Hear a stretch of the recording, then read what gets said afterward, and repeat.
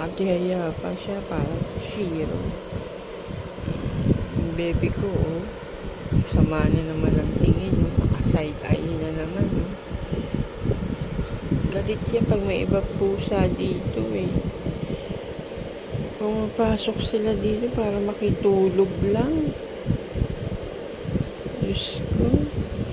Hoy, maghapon kayo sa labas. Dadala kayo ng germs dito sa bahay ko, eh.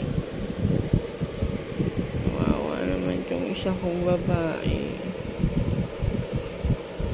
Layo natutulog dito. Ha? Gabi-gabi ka na rin naandito. Ginaw na ginaw siguro siya. Kaya pumapasok dito.